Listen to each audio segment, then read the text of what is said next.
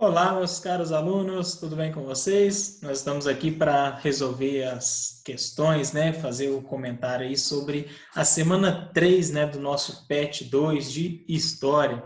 Então, pega aí o caderno de vocês, né, e vamos fazer as atividades, né? Vamos corrigir essas atividades aí. Então, logo no início, né, tem um texto introdutório aqui, assim como nas duas outras semanas, tá? E nessa semana nós vamos falar sobre a idade dos metais, né, e o surgimento aí da escrita, né, o desenvolvimento das cidades. Né, nós já comentamos um pouquinho, né, nas outras aulas, né, mas aqui a gente vai abordar a contribuição, né, que os metais tiveram, né, para o desenvolvimento dessas primeiras cidades. Então começa da seguinte forma aqui esse texto. Querido estudante, agora vamos estudar sobre o último período da pré-história, a idade dos metais. Esse período recebeu esse nome em razão do momento que os seres humanos aprenderam a manusear o metal em favor de suas necessidades, dando início ao surgimento da metalurgia. Além disso, nesse período, as aldeias do Neolítico começaram a evoluir e se transformaram nas primeiras cidades da nossa história. Como consequência, surgiu também o comércio. A sociedade começou a se organizar administrativamente. Finalizando esse período, tivemos a invenção da escrita, que mudou os rumos da história da humanidade. Quando a gente estava vendo lá, né, na introdução ao estudo de história, a gente viu a periodização, né, da história. E a gente viu que o fim da pré-história tem como marco o quê? A invenção da escrita. Tá? Então, a invenção da escrita ela marca o início da antiguidade. Um novo período aí, né, que a gente vai ver, né, que tem como principal ponto, né, o desenvolvimento das primeiras civilizações. Tá? Então, essas cidades que começam a acontecer no finalzinho da pré-história, né, no início no período da Idade dos Metais, né, vai estar com foco maior aí na antiguidade após a invenção da escrita, né, uma nova forma de comunicação, né, dos homens daquele período. Tá? Então, o único conceito que nós vamos trabalhar, né, nessa semana aqui é o da metalurgia, né, que é uma soma de procedimentos e técnicas para a extração, fabricação, fundição e tratamento dos metais e suas ligas. Ou seja, é todo o processo, né, que nós fazemos para fabricar objetos de metais, desde a sua extração na natureza, né, do minério bruto, até a confecção final do objeto, seja numa ponta de lança, seja numa faca, num prato, né, num capacete, num escudo, enfim. Né? Então, desde o primeiro processo de extração até a confecção final do objeto que a gente quer fazer com esse metal. Então, todo esse processo é chamado de metalurgia. Tá? Aqui nós temos um texto falando aqui, né, sobre a primeira cidade, Uruk, né, que surgiu na região da Mesopotâmia. Né? A região da Mesopotâmia ela tem esse nome, né, porque ela fica entre dois rios, o rio Tigre e Eufrates. Né? E Mesopotâmia significa exatamente terra entre rios. Ela fica atualmente, né, a região da Mesopotâmia atualmente corresponde aos países, né, do Irã, do Iraque, do Kuwait, da Síria, do Irã e da Turquia. Tá? Então fica lá no Oriente Médio. E a maior parte, né, da região da Mesopotâmia corresponde ao país hoje Iraque. Tá? Esse texto aqui, a gente volta a comentar um pouquinho mais dele, né, na hora que a gente estiver falando da atividade número 3 dessa semana. Aqui nós temos, né, o vídeo, na verdade aqui é Idade dos Metais, tá? Tá com o texto errado aqui, né, que o Pet mandou, tá? Que é só vocês clicarem no link que vocês vão ser direcionados aí para esse vídeo. Igual da semana passada, né, mas falando da contribuição, né, das características da Idade dos Metais. Então aqui vamos para as atividades, tá? Número 1. Até o momento da descoberta e uso dos metais, os povos da pré-história utilizavam pedras, ossos e madeira como matéria-prima para a confecção de armas e instrumentos de caça. Primeiramente, o cobre e logo em seguida o ouro, o estanho e o bronze, feito de cobre e estanho, foram utilizados para confeccionar essas armas e utensílios dos quais os homens pré-históricos necessitavam. Preencham a tabela a seguir com as vantagens e as desvantagens em relação ao uso do metal para a sociedade pré-histórica. Né? Então, qual que é a vantagem de se substituir uma arma, por exemplo, feita de osso, feita de pedra, por uma de metal? Né? E qual que é a desvantagem, né, de utilizar o metal para, né, como matéria-prima para fabricar essas armas, esses instrumentos? Então, é isso que vocês vão listar aqui. Tá? Nós podemos colocar aqui como vantagens, né? Criação de ferramentas melhores e mais resistentes para a prática aí da agricultura, né? Algo que possibilitou, né, ampliar as áreas, né, cultiváveis e dessa forma, né, aumentar, né, a produção de alimentos, tá?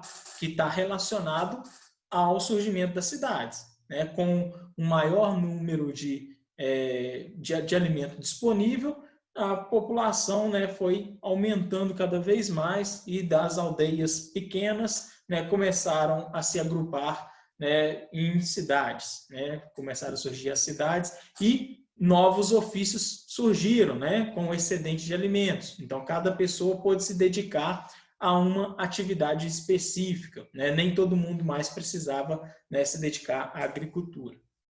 Então, criar ferramentas melhores para a prática da agricultura, fazer armas para conquistar novas terras e para defender, né, a sua aldeia, as suas terras. Tá?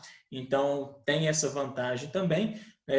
A gente vai ver que ocorrem alguns processos de expansão, né, territorial, né, na antiguidade, com o avanço dessas tecnologias, dessas armas, né, com armas mais poderosas. Né? Então, algumas cidades vão dominar outras, né, dominar novas terras em busca de recursos.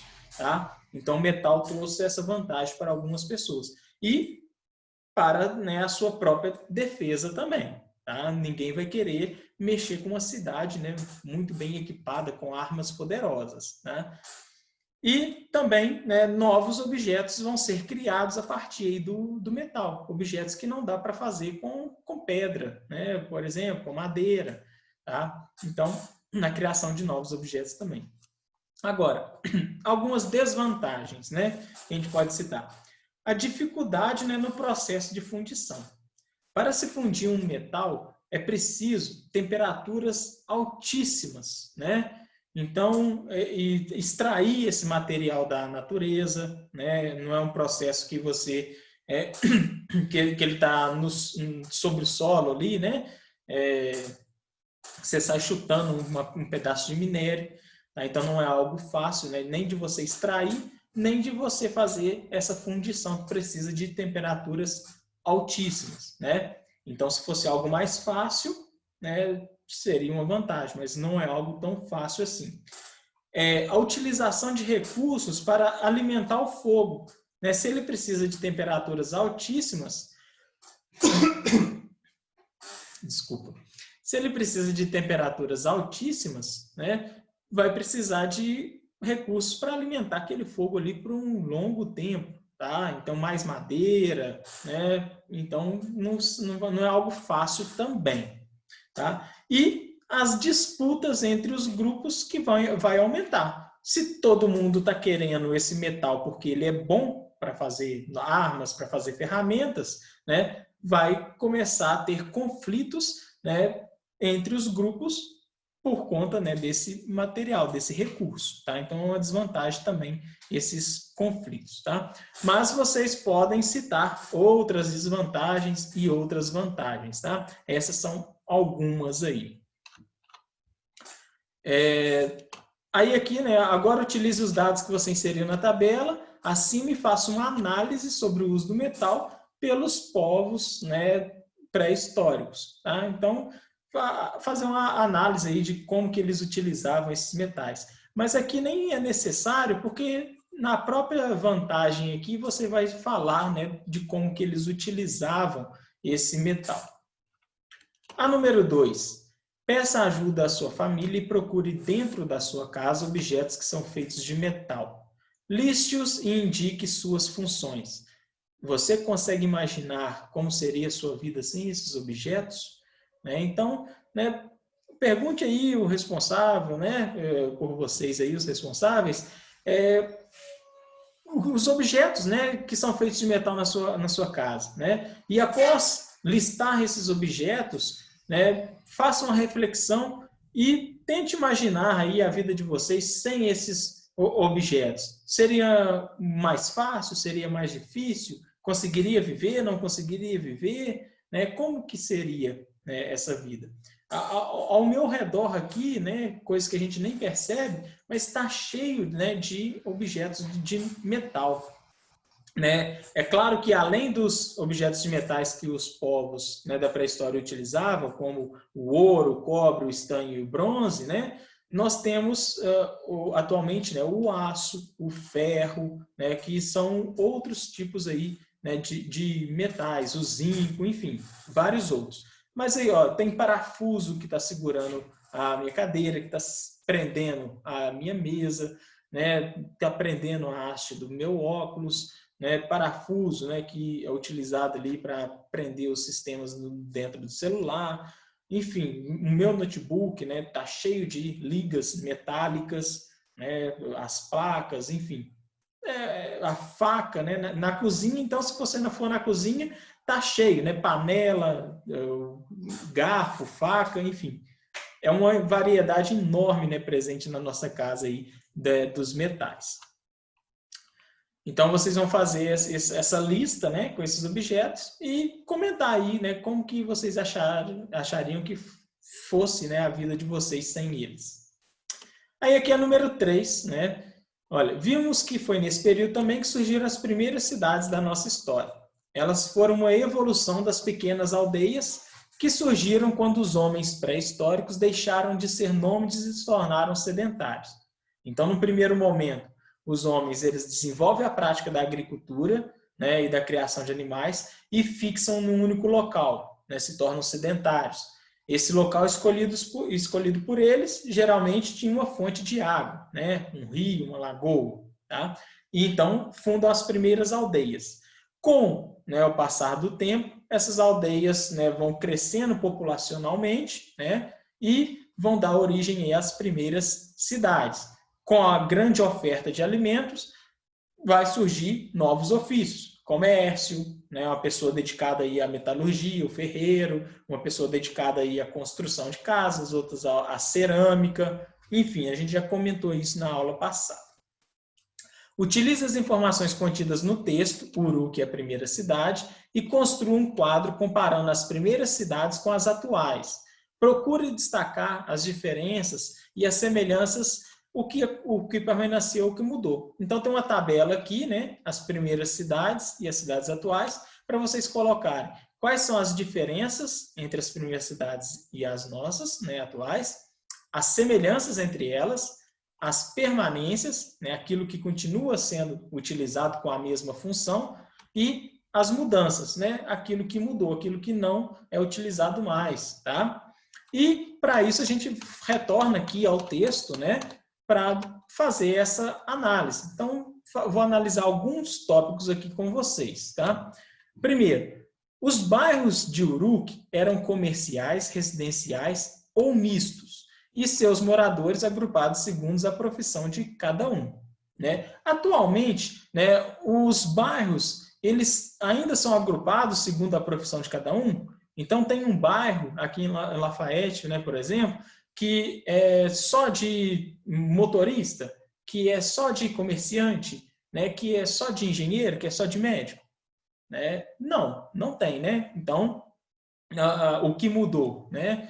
Mudou essa diferença que aconteceu. Mudou que os bairros são variados, abrigam pessoas com diferentes profissões. Tá? Essa é uma mudança. O que permaneceu? As cidades serem constituídas aqui por bairros. Então, essa é uma semelhança com as cidades antigas, essa divisão das cidades em bairros. Tá? 2. As casas típicas de um bairro residencial tinham 2 níveis e eram feitas de tijolinhos de barro cozidos e secados ao sol. Isso daqui, né, é uma permanência? A gente utiliza esses mesmos recursos aqui, dessa mesma forma, para construir a maior parte das casas das cidades? Né? Será que a maior parte das casas das cidades são constituídas, né, de tijolinhos de barro e secados ao sol? Tá? Então, vocês vão analisar aí essas mudanças e permanências. Tá? O templo branco, né, no topo de um zigurate, construção semelhante a uma pirâmide, porém com escadas dedicado ao deus Ná. Tinha 22 metros de altura e era coberto com uma argamassa que brilhava sob o sol. Simbolizava o poder político hegemônico exercido pela cidade. Então, está falando que esse templo, o zigurate, né, ele simbolizava o poder político. Atualmente, o poder político das cidades, né, eles são representados por templos religiosos com essa forma aqui? Ou aí vocês vão analisar, né, se mudou ou não. Se mudou, qual que é o centro político, né, exercido aí pela cidade? A prefeitura, né, pode ser, né? E essa prefeitura, ela é dessa forma, né, como se fosse uma pirâmide ou não? A 7, estou pulando aqui, né, para mim não analisar todos, né? Vocês vão fazer essa análise aí e colocar as diferenças e as semelhanças, né? Não quero dar totalmente a resposta de mão beijada aí para vocês, não, tá? 7. Uma muralha com 9,5 km de extensão cercava toda a cidade. Teria sido construída pelo rei mitológico Gilgamesh, né, governante da primeira dinastia de Uruk. Então, as cidades, atualmente, elas ainda são cercadas, né, por muralhas, né, ou não? Né? Vê o caso de Lafayette. Lafayette, né, tem uma muralha que cerca. Então, isso é uma mudança, né? E o que pode ser considerado aí uma semelhança, né? O uso das muralhas para cercar as casas, né? Quase todas as casas que nós temos das cidades hoje têm muros. Então, inverteu, né? Na verdade, é uma permanência. O uso de muralhas, né? Para cercar, para se proteger, mas a mudança é que, ao invés de cercar as cidades, cerca-se as casas, tá? Então, aqui foi só uma análise, né, básica, bem superficial, para que vocês façam a leitura desse texto, tá? Iniciando, né, aqui, né, pelo título e não só pelas características, tá?